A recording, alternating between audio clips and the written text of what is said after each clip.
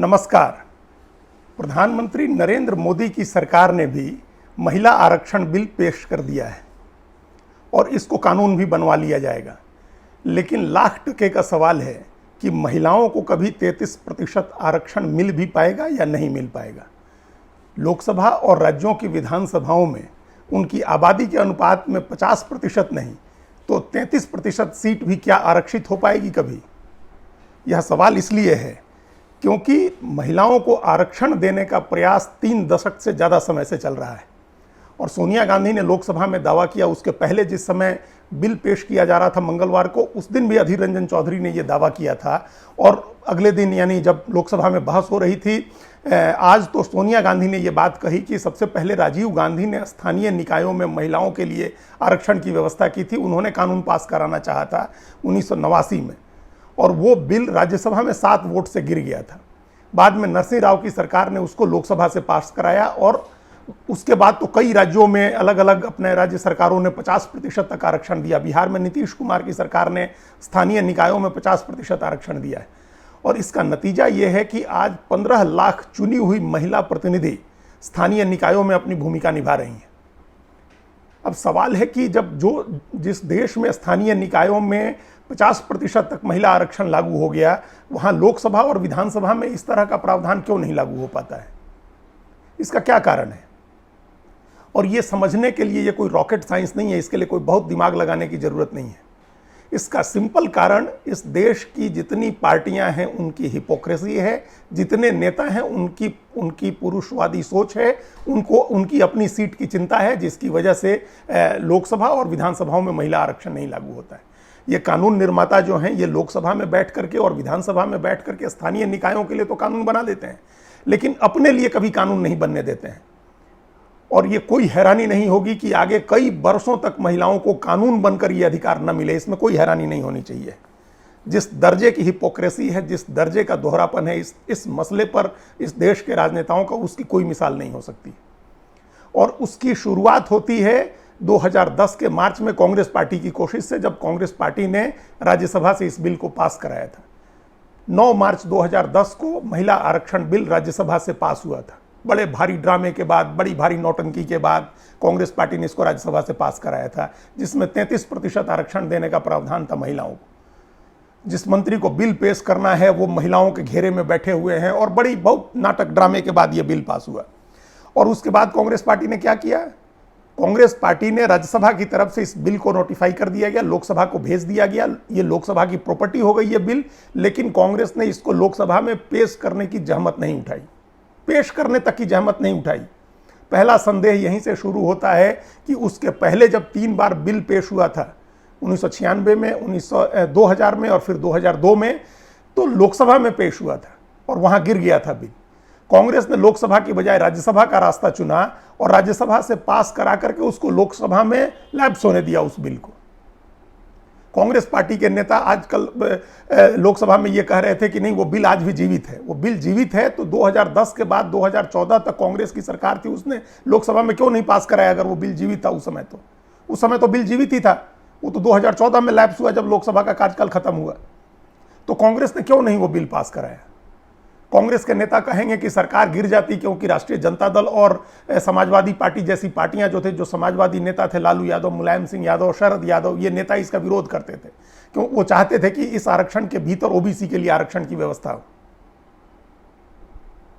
इस आधार पर सरकार को, कांग्रेस को यह चिंता थी कि सरकार गिर जाएगी। सोचे 2010 में मनमोहन सिंह की सरकार को, कांग्रेस पार्टी को यह चिंता थी कि महिला आरक्षण बिल ले आएंगे तो सरकार गिर जाएगी। उसी मनमोहन सिंह ने 2008 की जुलाई में अमेरिका के साथ परमाणु संधि करने के लिए अपनी सरकार दांव पर लगा दी थी, क्योंकि उसका कमिटमेंट था उनका। और उस समय कांग्रेस के सांसदों की संख्या सिर्फ 145 थी। कांग्रेस 145 सांसदों वाली पार्टी थी और 60 सदस्यों वाली लेफ्ट के विरोध को दरकिनार करते हुए मनमोहन सिंह की सरकार ने न्यूक्लियर डील कराया था। वो बिल पास हुआ था अपनी सरकार दांव पर लगा करके। 60 सदस्यों वाले लेफ्ट ने साथ नहीं दिया था।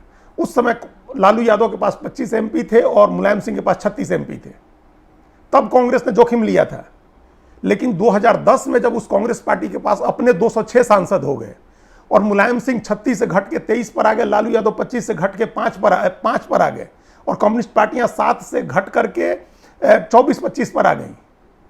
तब कांग्रेस पार्टी को यह चिंता थी कि हमारी सरकार गिर जाएगी। 2008 में सरकार गिरने की चिंता नहीं थी, जब 145 था। जब 206 हो गए तो सरकार गिरने की चिंता हो गई। यह कांग्रेस की हिपोक्रेसी है। कांग्रेस कभी नहीं चाहती थी कि यह बिल पास हो, इस रूप में पास हो कि 33% आरक्षण महिलाओं को मिले। यह कांग्रेस ने कभी नहीं चाहा है। अगर कांग्रेस ने चाहा होता तो 2010 में यह कानून बन गया होता, लेकिन कांग्रेस नहीं चाहती थी। अब कांग्रेस इसका श्रेय लेने को जुड़ी है, श्रेय लेने में जुटी है। और अब माफ करिएगा, प्रधानमंत्री नरेंद्र मोदी भी उसी रास्ते पर चल रहे हैं जिस रास्ते पर मनमोहन सिंह चले थे। इनको भी आरक्षण नहीं देना है महिलाओं को। इन्होंने भी बिल पेश कर दिया। सिर्फ जिस तरह से मनमोहन सिंह की सरकार ने राज्यसभा से पास करा करके ठंडे बस्ते में डाल दिया, ये सरकार दोनों सदनों से पास करा करके, राष्ट्रपति का दस्तखत करा करके, विधानसभाओं से पास करा करके ठंडे बस्ते में डालेगी। अगर इस सरकार की मंशा साफ होती और मंशा होती कि इसको लागू करना है, तो 2010 वाले बिल को पुनर्जीवित किया जाता और उसी बिल को दोनों सदनों से पास करा करके कानून बना दिया जाता। और वो इतना आसान था कि अभी 2 महीने के बाद राजस्थान, मध्य प्रदेश में जब चुनाव होने वाले हैं विधानसभा के, उसमें भी लागू हो जाता वो, क्योंकि उसमें जनगणना और परिसीमन के बारे में कोई बात नहीं की गई है। महिला आरक्षण को जनगणना और परिसीमन के हवाले नहीं किया गया, उसके साथ नहीं जोड़ा गया है, वो तुरंत लागू हो जाता। लेकिन इस सरकार ने, मोदी सरकार ने उसमें जोड़ दिया कि अगली जब जनगणना होगी और उस जनगणना के आधार पर परिसीमन होगा, उसके बाद जाकर के महिला आरक्षण लागू होगा। तो परिसीमन पर 2026 तक रोक है और 2021 की जनगणना नहीं हुई है, जो अगले साल लोकसभा चुनाव के बाद होगी। इसका मतलब है कि 2026, 27, 28 तक कभी जाकर के जनगणना और परिसीमन का काम पूरा होगा। तो जो पहला चुनाव होगा जिसमें यह लागू हो सकता है वो 2029 का चुनाव है, आज से 7 साल के बाद। तो 7 साल के बाद तो गंगा जमुना में बहुत पानी बह जाएगा। क्या राजनीतिक स्थिति होगी देश में, क्या हालात होंगे, ये कौन जानता है। किसको पड़ी होगी उस समय महिला आरक्षण की 2029 में। अगर मंशा साफ थी तो वो आज लागू कर सकती थी यह सरकार, अभी अगले 2 महीने में होने वाले चुनाव में लागू कर सकती थी। लेकिन इसको नहीं लागू किया जाएगा, क्योंकि ये हिपोक्रेसी है सरकार की। इस सरकार की भी कोई मंशा नहीं है महिला आरक्षण लागू करने की। जब कांग्रेस पार्टी की सरकार थी और शरद यादव बड़े अपने नेतागिरी की बुलंदी पर थे, तो उन्होंने पार्लियामेंट में कह दिया था कि अगर ये बिल इस रूप में लागू हुआ तो परकटी महिलाएं संसद में आएंगी।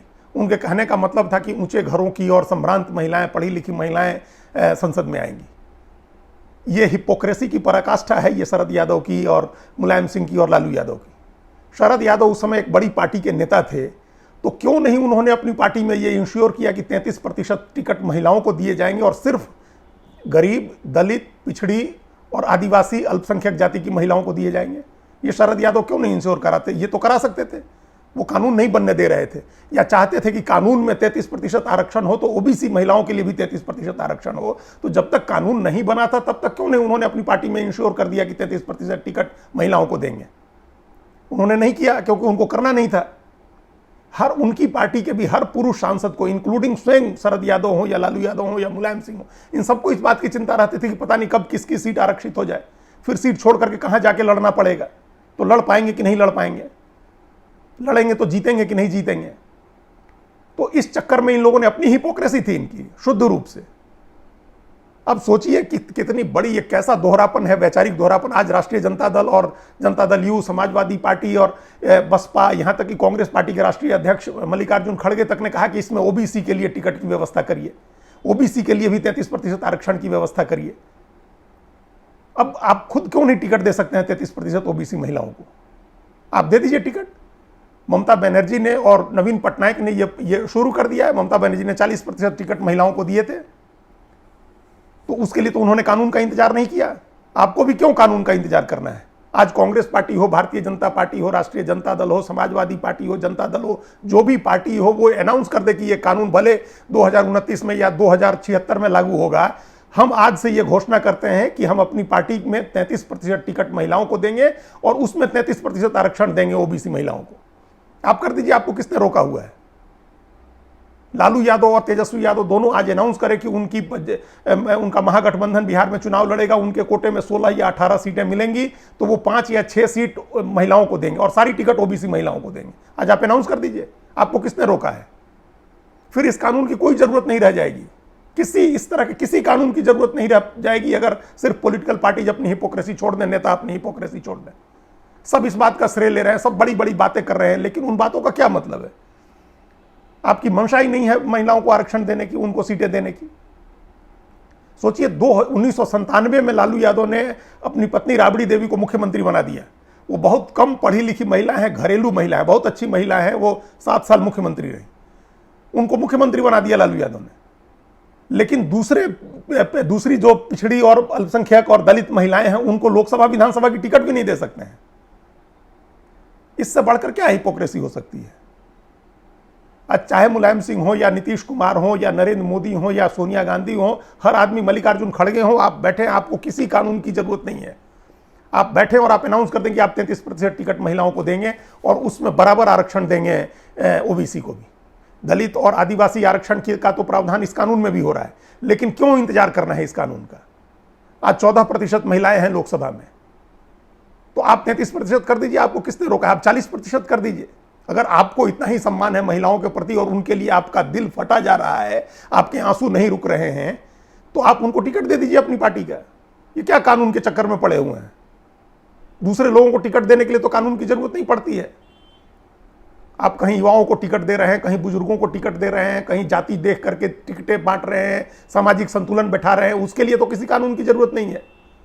प्रधानमंत्री पार्लियामेंट में आकर के कहते हैं कि हमने रिकॉर्ड संख्या में SC ST और OBC मंत्री बना दिए, तो उसके लिए तो किसी कानून की जरूरत नहीं है।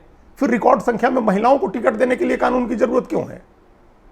आप इसको खत्म करिए, ये हिपोक्रेसी, ये और ये पुरुषवादी मानसिकता और ये सोचना कि वो हमारी सीट चली जाएगी या वो अमुक महिला नहीं जीत पाएगी, वहां पुरुष जीतेगा। इस तरह की बातें, इस तरह की बेहुदा बातें बंद करनी चाहिए।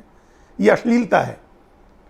अगर पार्टियों की मंशा सही है, अगर उनको लगता है कि इस लोकसभा में और विधानसभाओं में महिलाओं का प्रतिनिधित्व बढ़ाना है, जिस तरह से स्थानीय निकायों में बढ़ा है, तो उनको इस कानून का इंतजार नहीं करना चाहिए। कानून की कोई ज़रूरत नहीं है। वो आए और ईमानदारी से कह के और अपने उनको महिलाओं को टिकट दें, 33% का 40% टिकट दें, उसमें जितनी मर्जी हो उतनी OBC महिलाओं को दें, SC को दें, ST को दें, अल्पसंख्यक को दें, जिसको मन है उतना दें। और अगर नहीं दे सकते हैं अपनी पार्टी की टिकट, तो ये बेहूदगी बंद करें। ये जो नाटक चल रहा है कि ये आरक्षण का बिल आएगा, यहाँ से पास होगा, वहाँ से पास होगा, राष्ट्रपति का दस्तखत होगा, राज्यों से पास होगा, ये सब बेहूदगी है और ये सब अश्लीलता है। इसको बंद कर देना चाहिए। अगर ईमानदारी है तो आप अपने पार्टी की टिकट आकर के दीजिए महिलाओं को। 33% नहीं, 40%, 50% दीजिए, उससे ज़्यादा दीजिए। धन्यवाद।